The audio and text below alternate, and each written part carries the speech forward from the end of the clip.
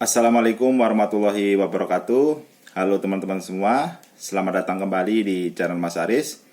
Dan pada kesempatan kali ini saya ingin membahas penyebab kenapa sih MU bisa kalah dari Manchester City, ya. Tetapi sebelum mulai pembahasan tersebut, saya ingin mengucapkan banyak-banyak terima kasih bagi teman-teman yang sudah berkenan subscribe channel ini. Dan saya doakan bagi teman-teman semoga dilimpahkan rezekinya ya, dan selalu diberikan kesehatan oleh Allah Subhanahu wa taala. Amin ya rabbal alamin.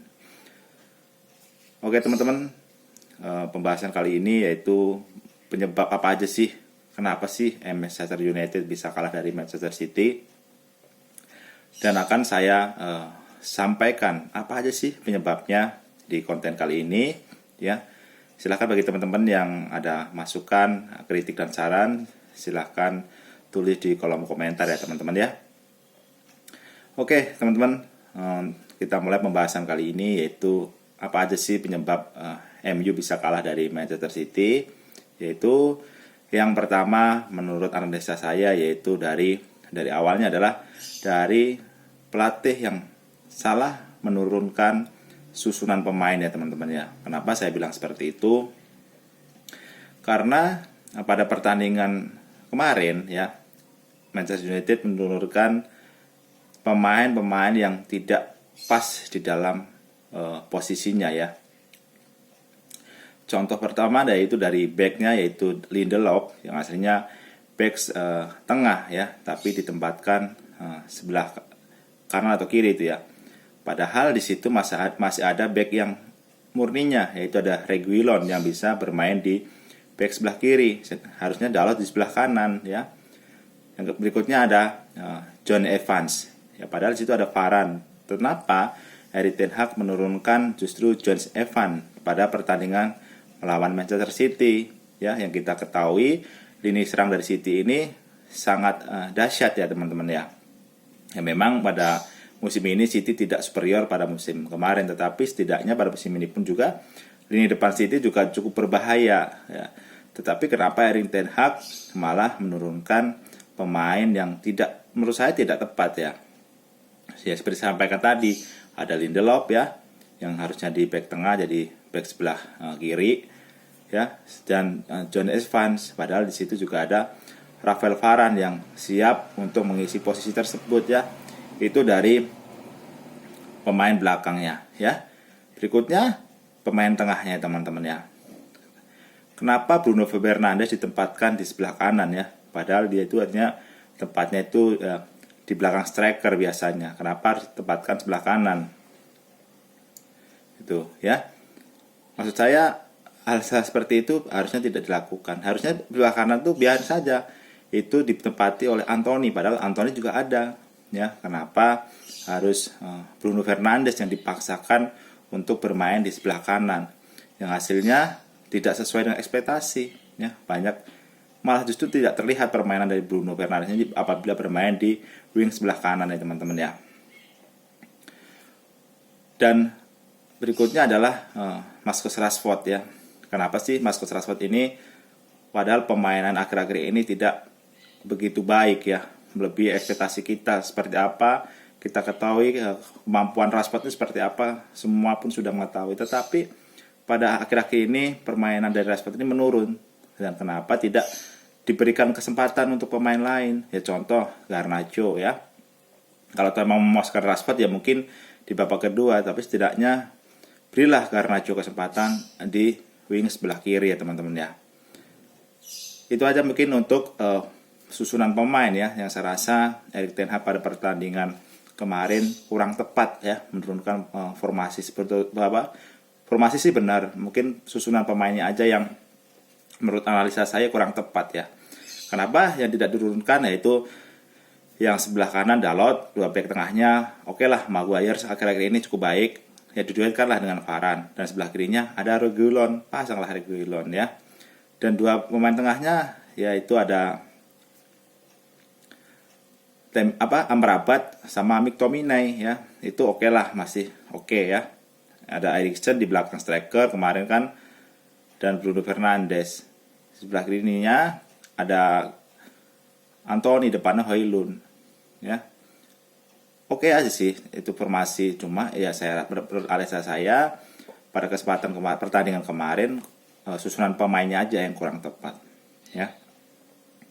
Yang menurut saya seperti saya sampaikan tadi, kenapa yang 3 pemain itu kenapa tidak kasih dulu lah kesempatan tuh Eriksen, ya. Jika gelandang serangnya itu belakang strikernya Eriksen, ya. Sebelah kanannya kesempatan lah ke Anthony, ya, dan sebelah wing sebelah kirinya kasihlah kesempatan tuh Garnacho, ya. Mungkin kedepannya bisa meningkatkan performa pemain yang sedang turun, ya, kayak Bruno, ya, kayak Rashford gitu, dengan melakukan rotasi kan memberikan efek terhadap pemain-pemain yang underperform, ya teman-teman, ya. Itu untuk penyebab yang pertama menurut analisa saya, itu dari awal Erik ten Hag sudah salah menurunkan susunan pemain pada pertandingan tersebut, ya teman-teman, ya.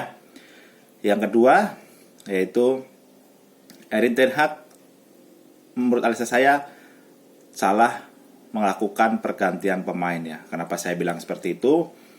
Ya, masuk di babak kedua, ya, khususnya di babak kedua Erik ten Hag menarik Amrabat dan masukkan Mason Mount, ya. Itu menurut saya juga kurang oke, ya, karena Amrabat ini di babak pertama tidak jelek-jelek amat. Karena apa saya bilang tidak jelek-jelek amat? Karena MU ini di babak pertama bisa memberikan perlawanan yang alot, ya. Dan babak pertama juga kedua tim ini sama-sama mendapatkan peluang, ya. MU dan City di babak pertama itu sebenarnya permainan mereka itu berimbang, saling jual beli serangan, ya. Tetapi setelah babak kedua, ya, Mason mau dimasukkan, Amrabat ditarik, disitulah City sudah mulai menemukan ritme permainan dan menguasai, ya, permainan dan bisa mengurung, ya, MU juga bisa melakukan serangan-serangan balik saja.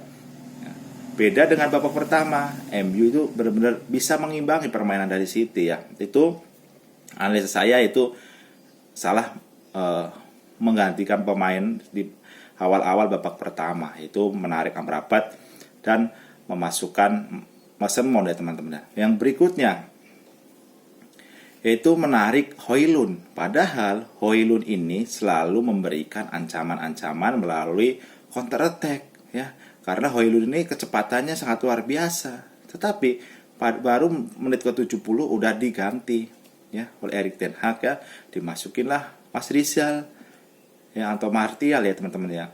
Dan disitulah yang membuat City lebih nyaman. Karena apa? Karena tidak ada pemain yang bisa mengganggu lini pertahanan mereka, gitu loh.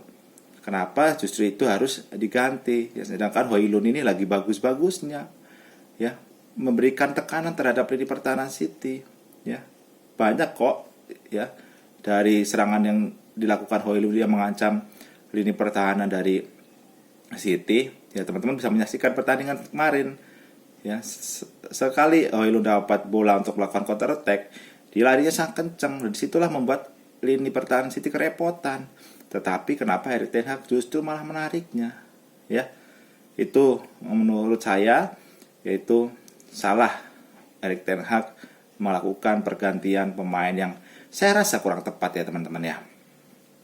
Itu penyebab yang kedua, yaitu Erik ten Hag salah melakukan pergantian pemain, ya.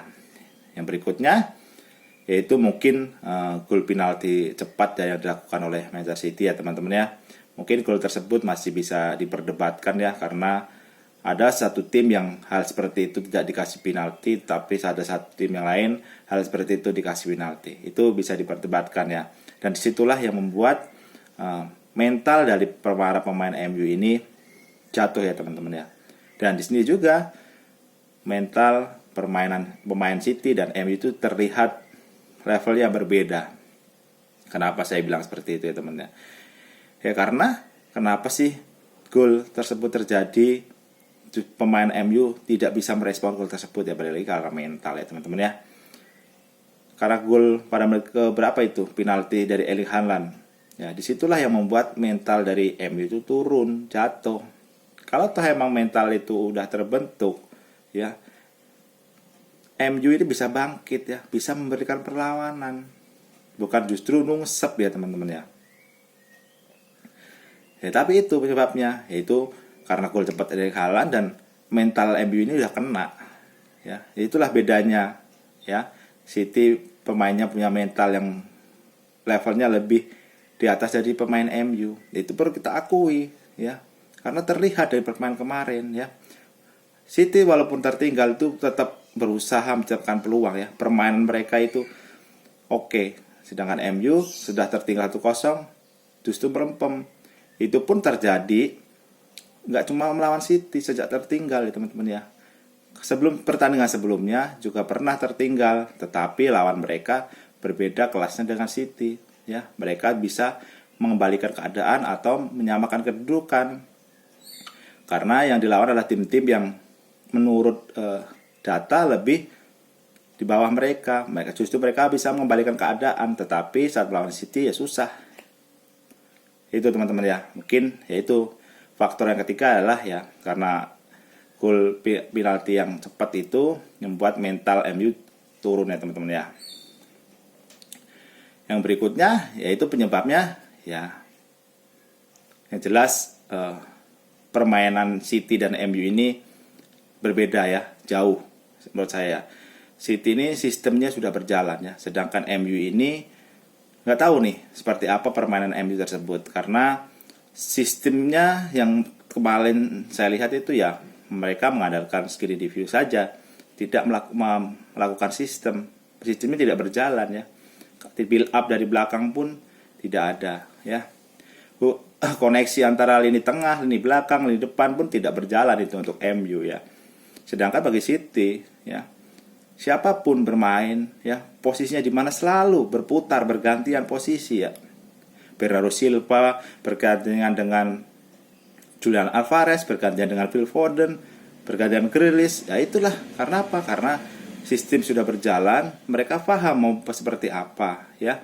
Sedangkan untuk MU sendiri ya bermainnya ya seperti itu, mengandalkan skill mereka masing-masing. Itu teman-teman, mungkin sedikit pembahasan saya untuk hari ini ya. Apa sih sebab MU bisa kalah dari City? Yaitu yang pertama, yaitu yang saya sampaikan tadi, yaitu masalah susunan pemain ya.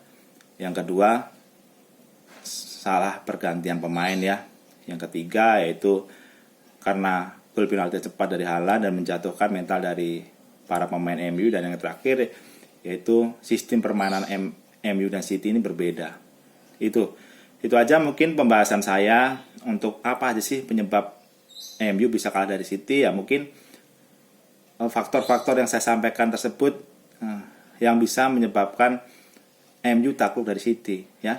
Ya mudah-mudahan bagi MU untuk pertandingan selanjutnya Newcastle bisa belajar dari kesalahan-kesalahan di pertandingan di derby Manchester kemarin ya teman-teman ya. Oke, mungkin itu aja pembahasan kali ini. Kurang dan lebihnya mohon maaf. Ya mudah-mudahan yang saya sampaikan ini bermanfaat bagi teman-teman semua, khususnya bagi teman-teman para pencinta sepak bola dimanapun teman-teman berada ya teman. Akhiri wabillahi walhidayah. Wassalamualaikum warahmatullahi wabarakatuh dan sampai jumpa di video saya selanjutnya.